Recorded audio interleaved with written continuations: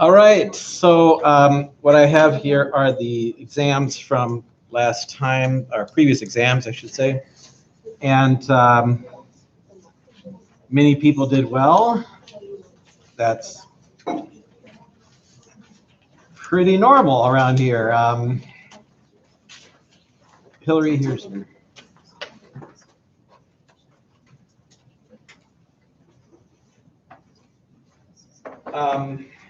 Yeah, there were some people who had some trouble. Recall, if you do get a score that's below 70%, you can always retake the test. But then the maximum you can have on the retake would be 70%. And it's pretty important that if you're having trouble that leads you to go down below that level, you would need to definitely make some changes, right? So that you would not continue to have those kinds of scores. Abby?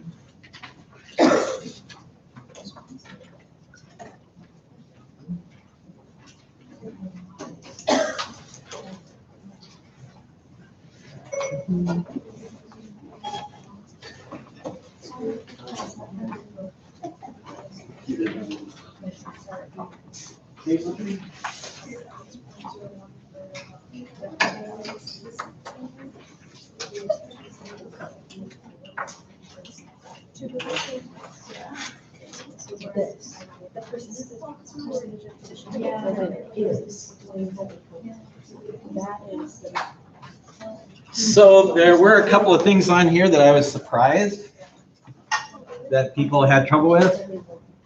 There were others that I was surprised people did well. So there you go. Number 3, part C, find the data values for the highest 8% of the data. We're finding data values for the highest 8%. The z-score we want is going to be positive, not negative. A negative z-score would give us the lowest 8% of the data. Most people got that wrong. I'm not sure why, but there it is. So when we're talking about z-scores that are on the positive side of the distribution, that would be for having a tail greater than. If we're looking at z-scores on the negative side of the distribution, that's where we have a tail less than.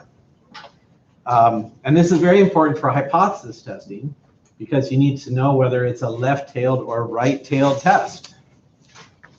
Okay? So you need to make that kind of stuff happen.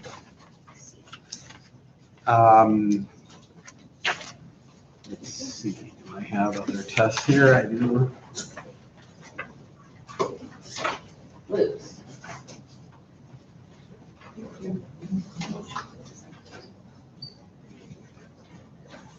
So yes, it's really important for you to understand what the Z table looks like, what the Z scores look like, what the areas mean, because that's all what's going to happen in hypothesis testing. You're going to be looking at Z scores and comparing them based on certain areas and everything else. And then we're going to throw T and chi-squared in there. So yeah, there's even more happening here. But this particular test then is really important to be able to keep track of those particular ideas. Like I said, most people did well, and that's great. Some people had trouble. And so now, if you do have any kind of a question about how to do anything on the exam, I'd be happy to help you with that right now. If you have any question about how it's graded and you want to have that resolved, we can do that too. So whatever needs to happen here. What questions do you have about anything on test number 4?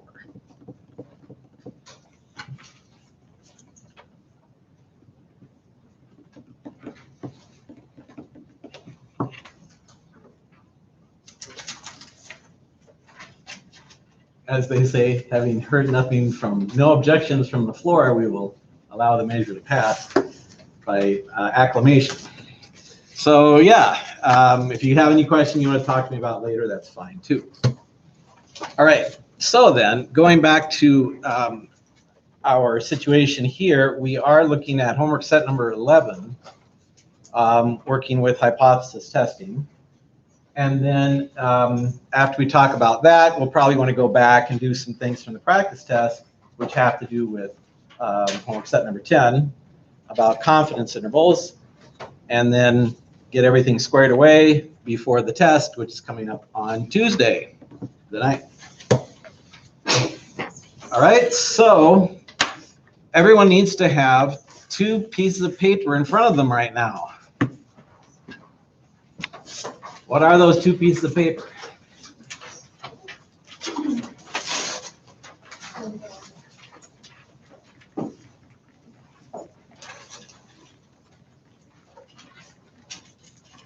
Can someone let me know what I'm looking for? Table F and steps for hypothesis. I want the steps for hypothesis testing, and I want table F. Okay, those are 2 things that I want. Yes. Wow. Boy, do I have it. Anybody else need extras here? I'll just hand it over. Yes, that's what I want. Let me know if you need them. Do you guys need the other graph too then? No, they don't. Can I add the other graph? There's only a couple. All right. The steps. We've got willing workers here. All right, so what we're going to do is we're going to take a look at what we have for the homework set here. We're going to look at this particular set. Specifically, we're looking at these things. Need more?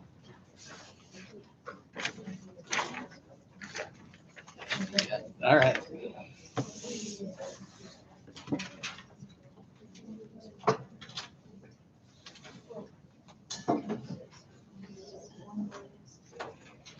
So when we're dealing with these kinds of questions, we're saying we're going to do hypothesis testing. What does that actually mean? Hypothesis testing means that we're going to go through these steps that are hopefully listed for you on your steps. So we're going to walk this through, and I'm not going to show you this entire problem, but we'll go through and talk about what it looks like, right? So the first thing we're going to do then, well, first I should probably make sure that you understand what we're doing. What is hypothesis testing?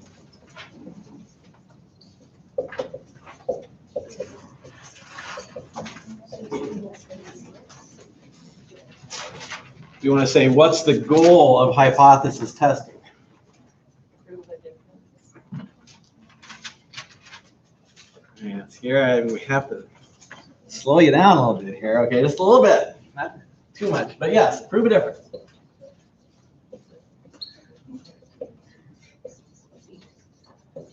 You want to prove a difference, and specifically for what we're looking at here, we want to prove a difference of, quote unquote, our population. Or I should say between, a difference between our population and a standard number. So there's some kind of a number out there that somebody has said is important. And what we want to try to do is to show that our group, our population of interest, is somehow different. So the way that we're starting this is that we're talking about our population proportion.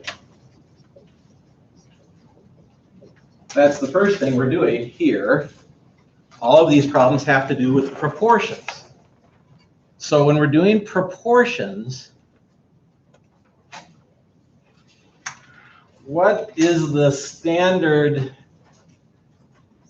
data look like? When I say I want to collect data to do a hypothesis test for proportions, what do I have in my data set?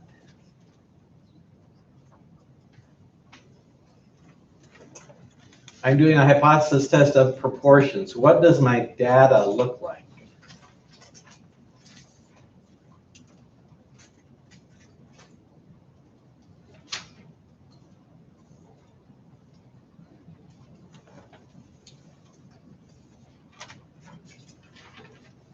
I have a suspicion nobody's going to answer this question because nobody's really confident about the answer. So let me rephrase it. What are the sample numbers that I get when I do this kind of hypothesis test?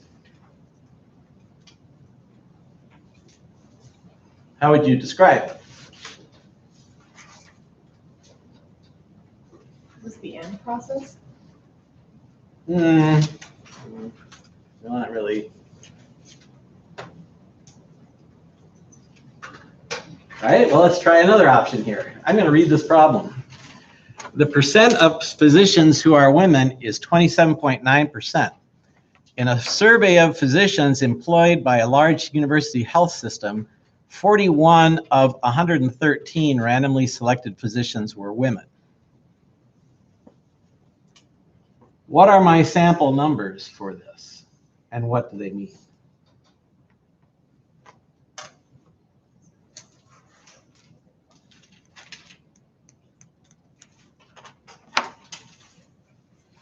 Everybody wants to look at the screen, so I guess I'll make that happen here.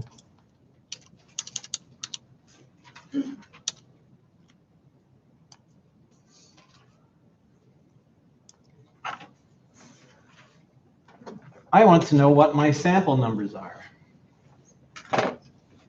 Is it 41 and 113? 41 and 113, those are my sample numbers.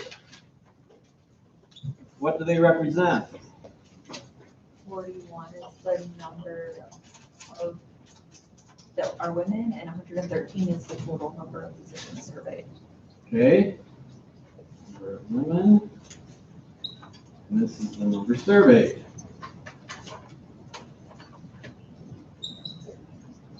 So when I'm asking the question, how do I know what my sample numbers are when I have a problem? I'm going to be looking for the total number of people surveyed, and I'm also going to look at, out of that number, how many people said yes to whatever the question was that I asked them. So this kind of data means that I'm looking for, and what are the two symbols that I have these here? X and N. They are X and N. So this is X and this is N. So when you're doing the problem on the test, and I give you the information, you should be looking for these two things. You should be looking for how many people are surveyed, that would be your N, and then how many people said yes, that would be your X. This is the kind of data that we're using when we're doing hypothesis testing about a proportion. A proportion requires us to have a big group of people and then a smaller group out of that group that say yes to our question. So we're surveying a bunch of people, they say yes, that's our sample information, okay? Now I want to really focus on this because the next thing we're going to do after the test is we're not going to be doing proportions. We're going to be doing mean and standard deviation, and the data does not look like this. So then you'll be able to tell what kind of a thing you're doing because you'll have a different kind of data. Right now we're doing population proportions, so we're looking at X and N. And so then we have, in our hypothesis testing, we're trying to prove a difference between our group and some kind of standard number. Now when we say our group, then we say, where did I pick these 113? Where did these 113 come out of? So what does this say? University Health System. Okay, so that is then the population. This is our population.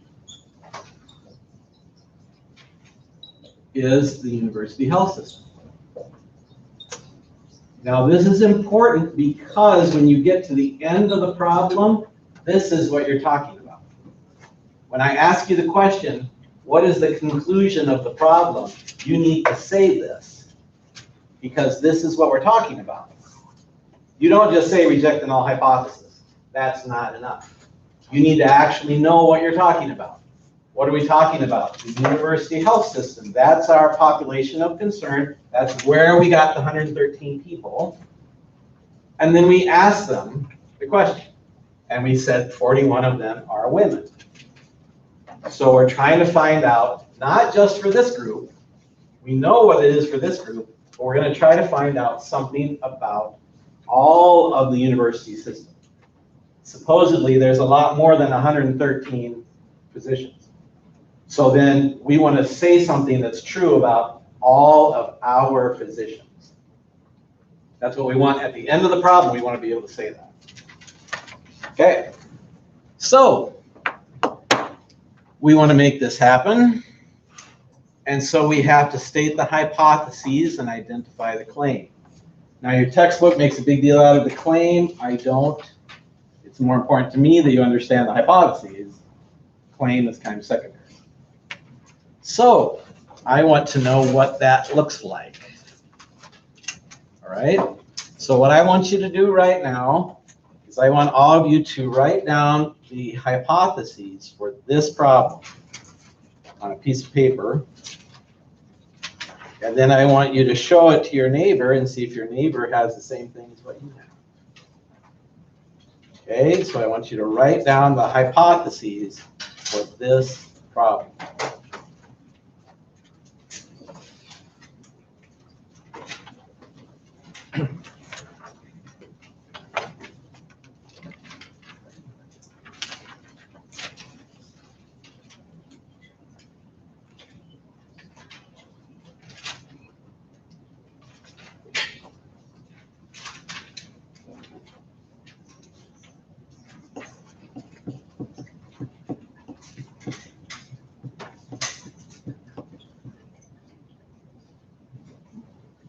All right, check what you have with your neighbor. See if your neighbor has the same thing as what you have, and see if their penmanship is good.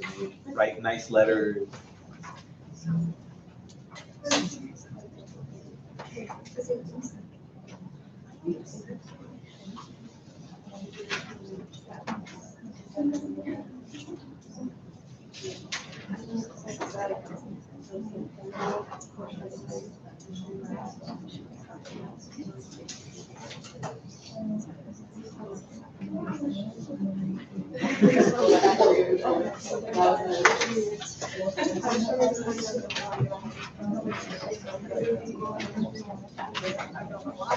All right, Hillary, you got something for me?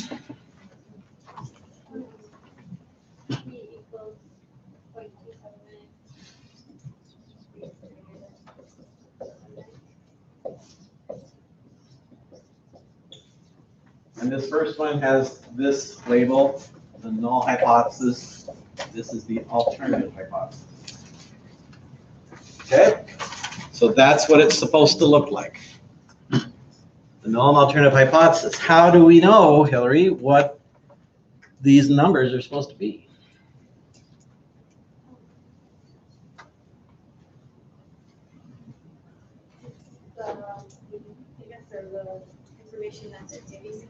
Okay, it's information that they're giving us, and there's something about that. More specifically, what role does it play? Because they give us a bunch of information, but this piece of information, what does it tell us? What's actually happening here is that they say, we want to compare to this number. So whenever we have a situation, we have to look for the question which says, what is being compared to a specific number? This thing, the proportion of the women physicians, then is compared to this 7.9%. Does it exceed? So that means greater than here. Okay? So right away, when I look at this, I'm going to draw a picture that's a right-tailed test. Because if it's greater than, I know it's a right-tailed test, so I can draw that picture right away. I know that's what it's going to look like. Now, hopefully you can see that the claim is they're claiming that it does exceed that. So then that's what we're trying to prove. Okay. Now, this was step one. Step two, we need the critical value and the rejection region. So when we're talking about this, we want to put numbers onto that picture in order to make that happen. Casey, can you tell me how to do that? Pass. Okay. Abby, can you tell me how to do that? Pass. All right. Hunter, can you tell me how to do that? Okay. Somebody tell me how to put the critical value and the rejection region on this graph. Table F. Table F. So for step two, when it says find the critical value and the rejection region, that's from the table, as it says, from the appropriate table. So where do we look for that here, Crystal? Okay, at the bottom, where it talks about the z-scores. Okay. So we're looking at table F, going all the way to the bottom. It's talking about z-scores. Crystal, what else can you tell me about where to look?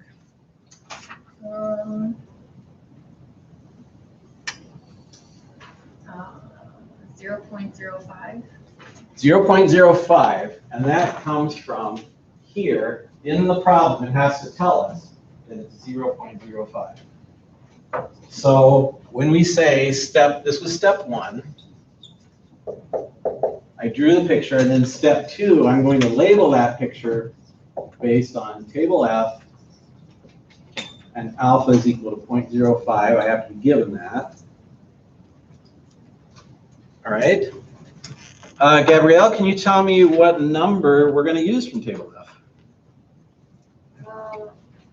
1.96. How would you know that? I went to the bottom of table F and looked at the 0.05. Actually, you did not. Because there's something that's not correct about what you said. Can someone tell me what's not correct about what you said? Okay, we need to look at the one-tailed 0.05. Okay, so if we look at the one-tailed 0.05, clear down at the bottom, it's 1.645. Okay, so for most of the things that you're going to see from me, you're going to see one-tailed tests. So this is a 0.05 and it's one-tailed. That means I'm going to label this number on the bottom here, 1.645. That's my critical value. And then this part out here is my rejection region. Now, you can just make the graph or draw the picture. If we wanted to say what is the rejection region, it would be Z greater than 1.645. But you don't have to put that. As long as you have a graph on there, I can see where you're shaded in. But that's how we would say that's the rejection region. Bless you. All right. Now we need the test value. So where am I going to find that test value? I'm going to make that happen. Mara, can you tell me how to get the test value? Pass. Okay. Lena Miller, can you tell me how to get the test value? All right. Katie Larkin, can you tell me how to find the test value? Okay.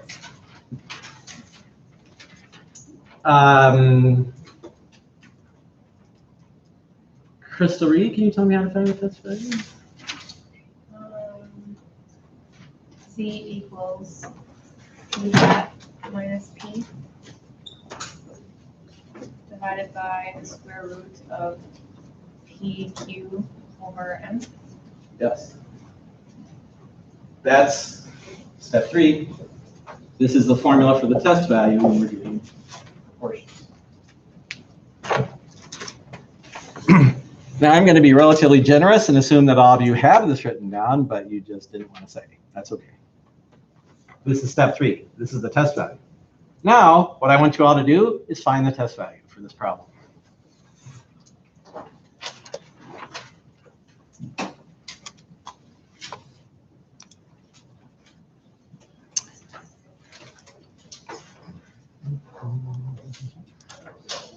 Okay.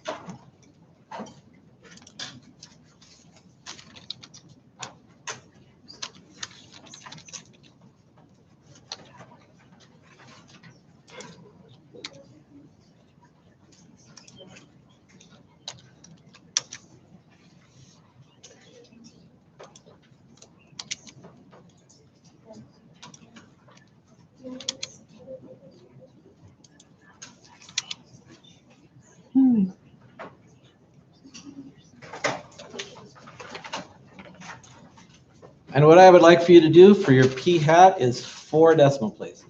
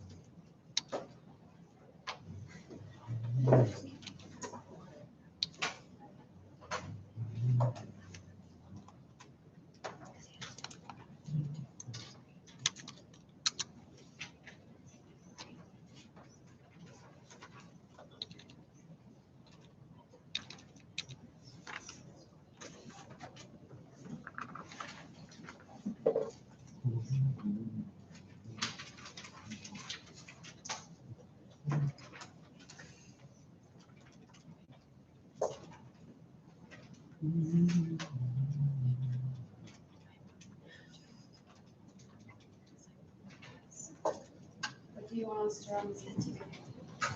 4 decimal places.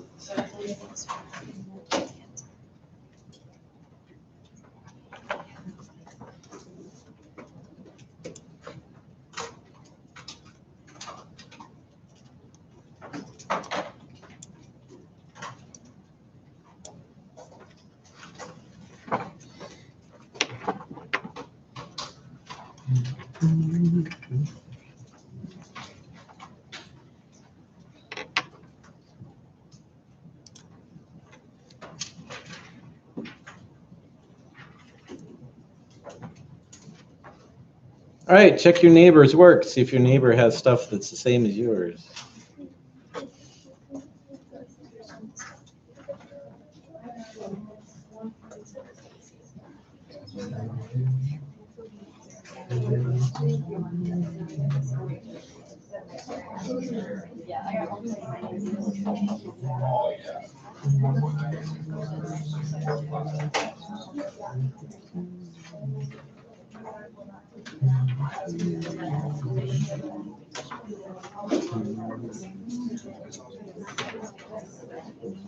We already missed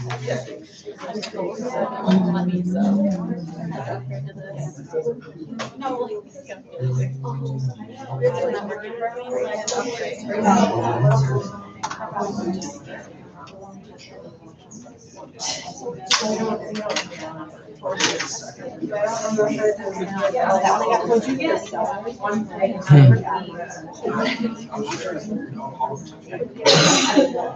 This is like my sister's one. Like I use it for school. All right, Chantel, you got a number for me? 1.986. 2, yes. 1.9862. If we say 4 decimal places, yes. Okay? So if you didn't get 1.9862, you got something else, then it's possible that you rounded off too early. You can't round off in the middle of a problem without affecting the accuracy of your calculation. This happened a lot on the test. People saw 1.666666 and they said, oh, that's 1.66. No, it's not. If you round it off, it's 1.67. And it's certainly not 1.7. If you want to have more decimal places of accuracy in your answer, you need to have the accuracy in your calculations. Now, the next part to that is, how big of a deal is it? And the answer is not much, really. Okay? People generally, this is how it works. People who take this statistics course, they don't like to do math. And so when they get to a number and they want to round it off, they say, hey, let's round it off a lot. And they round it off a lot, and then their answer is relatively wrong. And that's bad. Okay? I also teach another class, 200 level of statistics, and those people, they give me 8 digits for their answer. And they don't need to do that, because it doesn't matter. What are we doing with this number? We're comparing it with 1.645. So if this number is bigger than 1.645, it doesn't matter what these other decimal things are. Okay? But I wanted you to do this with 4 decimal places, because let's say that I rounded things off to 3 decimal places instead. This would be 1.99. Okay? Is that really bad? No, it's not. Okay? So when we go to 4 decimal places, it gives us more accuracy than we actually need to have. But I want to kind of maybe move you off of, let's round it off as much as we possibly can so we don't have to push so many buttons. You kind of move a little bit away from that expectation. So generally speaking, you want 4 digits of accuracy. That means if you have a bunch of zeros, you still have to have 4 digits after all those zeros. So it's the digits of accuracy that are really important. Hopefully you get something close to 1.99 because that's what we need. On the exam, of course, I would hopefully have something in there. Make sure that you are accurate to 2 decimal places in your answer. But the fact of the matter is, when we're looking at 1.645 and we compare it to 1.98 or 1.99, it doesn't matter. So that's not a big deal. And of course, when we do statistics, the numbers are constantly changing. And so if we have something that's really, really close, we're not going to worry about it. We're going to say, well, I think it is this way, because it's pretty close, and that's good enough. So as it stands right now, though, we have done step number 3, which is to compute the test value. If you're not able to actually get this number by doing the calculation, then we need to fix that, right? Does anybody have any question about this number, 1.99? Yes, Chris. Okay, I think I screwed up on Q. So what is Q from? All right, so when we say what is P, P is this 0.279. So Q is 1 minus P. So that would be 0.721. So it's not that we get P hat and Q hat. It's we use P and Q. So that's where those. When we do confidence intervals, then we use P hat and Q hat. All right, any other question about anything so far? Okay, so that was test value. Now we need to make our decision. This is step 4.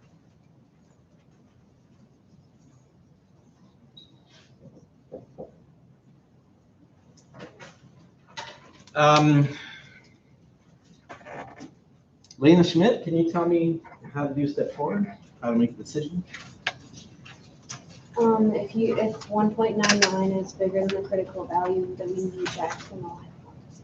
Okay, so 1.99 is in the rejection region, so we're going to reject the null hypothesis. That's it for step 4. But then we say, what does that mean? What does that tell us in step 5? How do we summarize the results? So this is where, for step 5, I need to know what is the meaning of rejecting the null hypothesis. Alyssa, can you tell me what it means to reject the null hypothesis?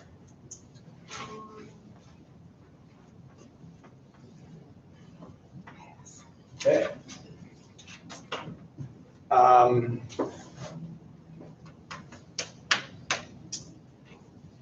Casey, can you tell me what it means to reject the null hypothesis? Okay. Lena Schmidt, can you tell me what it means to reject the null hypothesis?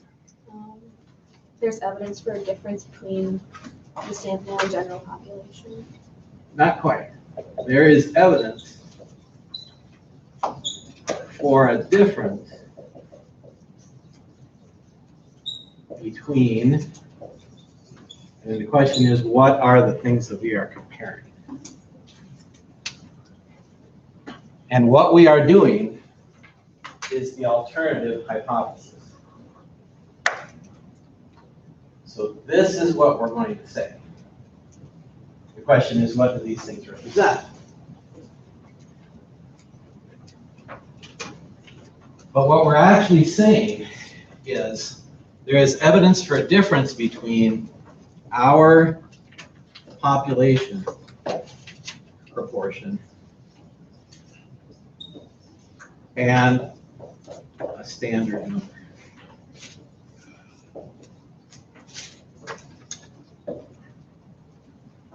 But we want to say that in words that are actually about this problem. Okay. Lena, does that make sense what I said? Okay. So there's evidence for difference between our population proportion and the standard number. This is what reject the null hypothesis, that's what this means. But what I want you to do when you get to this point is then to take the statement of the problem and put it into this. Okay? So, when I say our population proportion, what am I talking about? Okay, I'm looking at the university health system, and what proportion am I identifying in that health system? It is not. Women. It is women. So I'm going to say the proportion of women physicians, right? In the university health system. And what am I saying about that proportion? It exceeds the 27.5%. Exceeds 27%. Or is more than, I could say.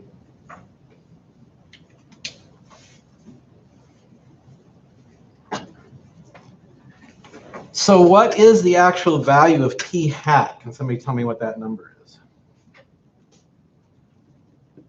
0.3628.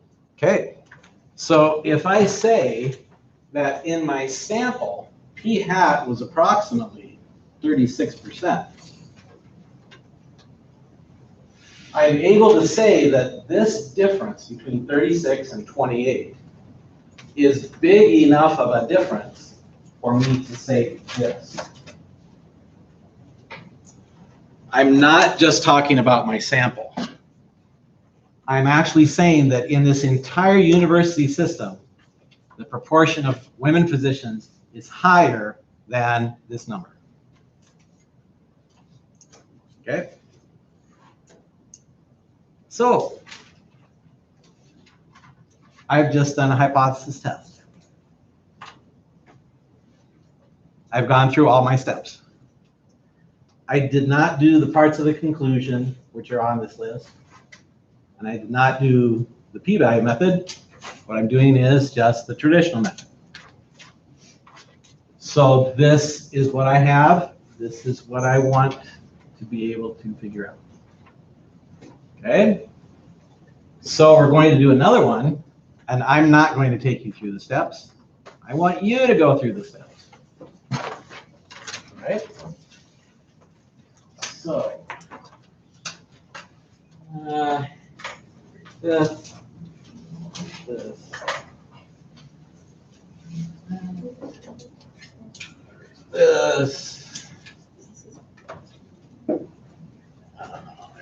This. That stays. And here we go.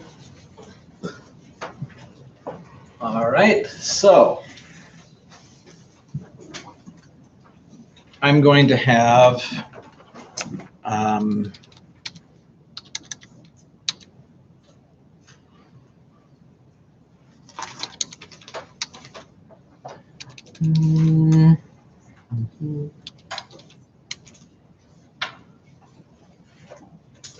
okay, so I want this smaller.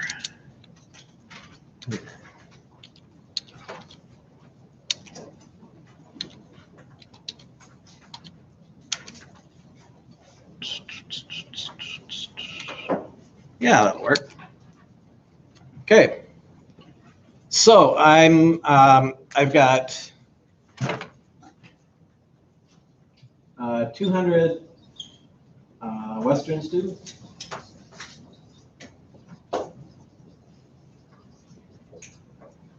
I have, what did I say? 60, I guess. Yeah. 60 of them.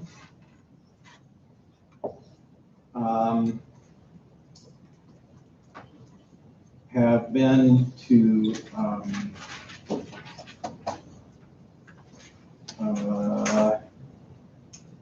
what's that thing when you're on the water and you have like a board and a paddle, but that's all you have? What do they call it? What? Paddleboard. Okay. 60 have been paddleboarding. Okay.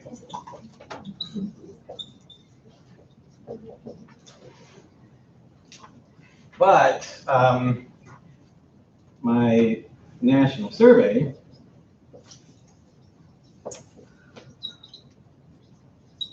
says it's 35%.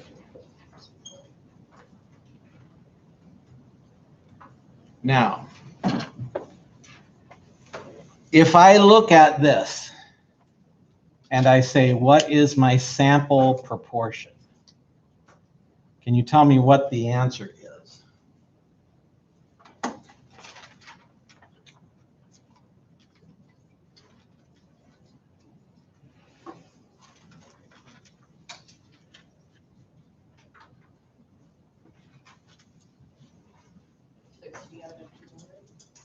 So far, so good. Now, what is that number? 30%, or p hat is equal to 0.30. Now, what I do when I'm looking at this problem, I say 30% is clearly less than 35%. So then that's how I decide the direction of my hypothesis. I'm just looking at this right here and I'm comparing it to the number that I'm given, and hopefully you can see it's less than. So what I want to do is prove this. is the proportion of Western students less than the national number?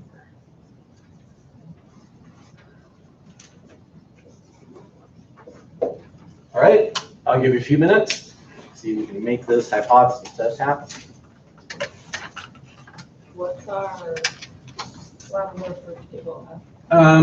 Yeah, let's go with, let's just say alpha minus 5.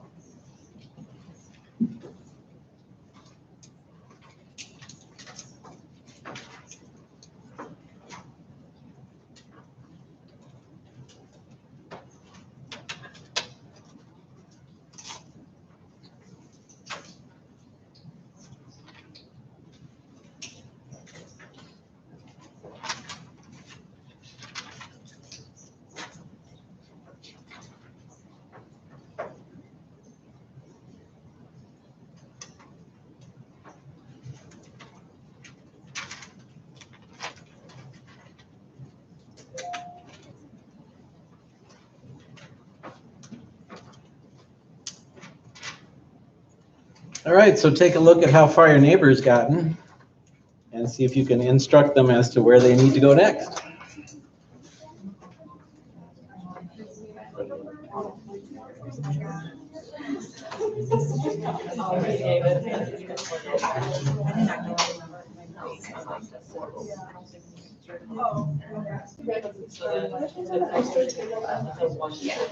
I'm sorry, what? Okay. Yeah. So the one I have. Let's program, I just have zero. There you go.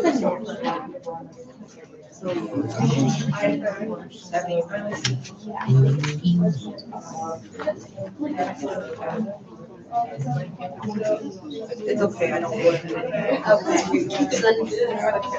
Okay. Got that. So he had, he gave us. 25, sorry, 23, 30%. 0.3. And then PI.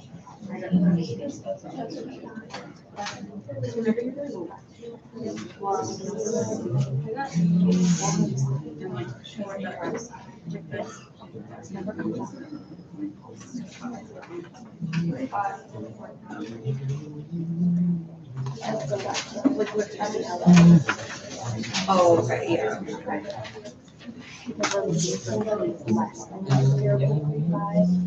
critical is greater than. Yeah, the critical value is going to be 0.645. That's going to go back now. So we can select this number is the rejection. Okay. All right, well, here we go.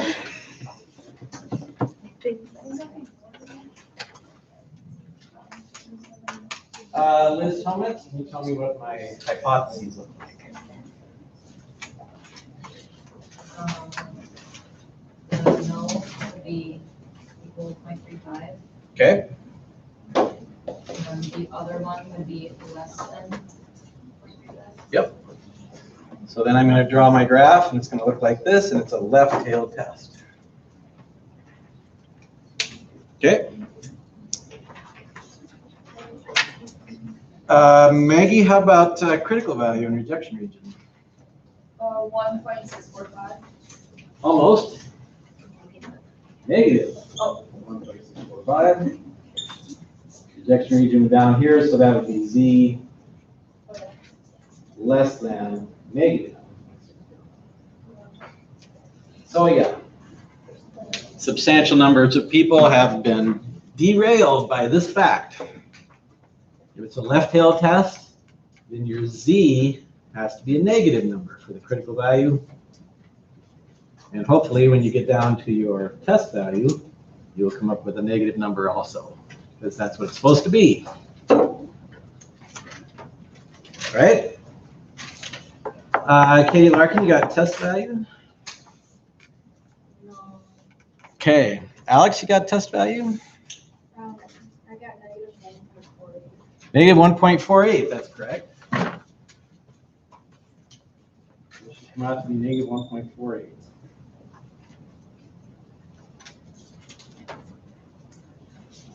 Alex, can you tell me what to do for step 4, my decision? I rejected it. Okay, can you tell me why? I'm gonna pass. Okay. Gabrielle, can you tell me step 4? So my initial thinking was to reject the null hypothesis. And then your current thinking? I think that I don't think we should. You are correct, we should not. Can you tell me why I should not? Because there is not enough evidence. Nope, sorry. How did you decide to say do not reject? Not what are the implications, but how did you decide to get there? The test value is greater than this score. What you mean to say there is that the test value is not in the rejection region because it's greater than the critical value. Because the test value is also in Z-score. Okay? So if I look at negative 1.48, it is not in the rejection region. Since it is not in the rejection region, then I do not reject the null hypothesis. All right. Sierra, can you tell me what that means? Are you asking for number 5? I am asking for number 5. Proportion of students who have been paddleboarding of total Western students is it less than or more than? Sorry, unfortunately, you're not in the right ballpark. You made a left turn on a one-way street of some kind, so you're not going the right direction. Lena Miller, can you tell me? Step 5? Okay. Mara? Okay. Liz Stanish?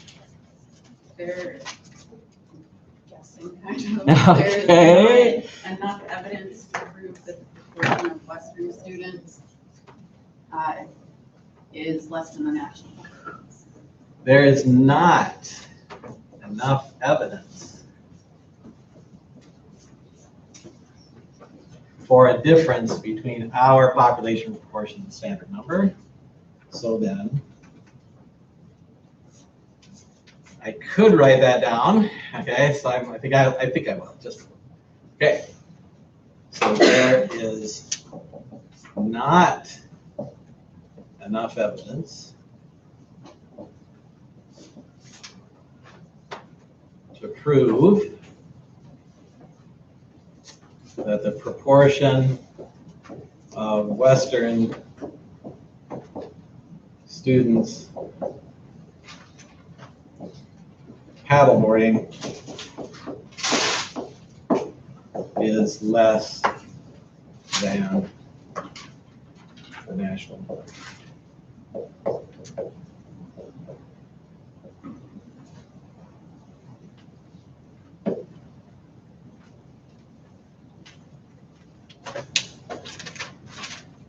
But there's also a short answer that I want you to know. Casey, do you know my short answer? I can tell you what we think. Okay. All right. As long as you write it down, Bill, from this point on. Krista Wright, can you tell me? Okay. Lena Schmidt, can you tell me? Yes. Okay. Jessica, can you tell me what my short answer is? Okay. Hillary, can you tell me what my short answer is?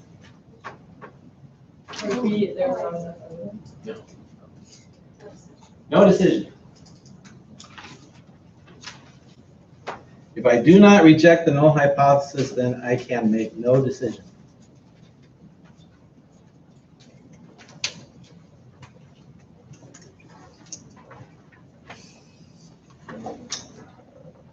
So yeah, on a test, I would like both of these things. So that you would say, no decision, I can't make a decision.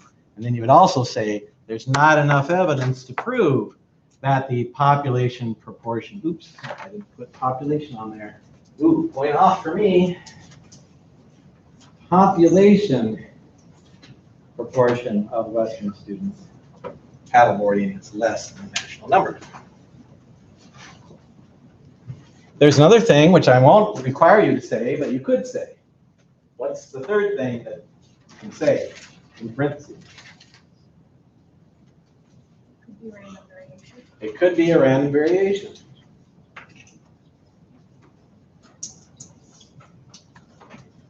So if we ask the question, am I able to prove anything here? The answer is no. The national number came in at 35%.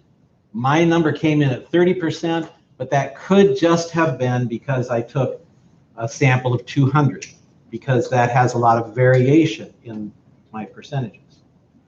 And so this is not enough evidence to say for sure that my population of Western students has a lower proportion of paddleboarding. Is it? I don't know. Could it be? It could be. It might not be. I don't know. I Don't know the answer to that situation. Just a little thing to show you, which we'll do after we get back. What's the confidence interval for you? The confidence interval would be between 24 and 36%.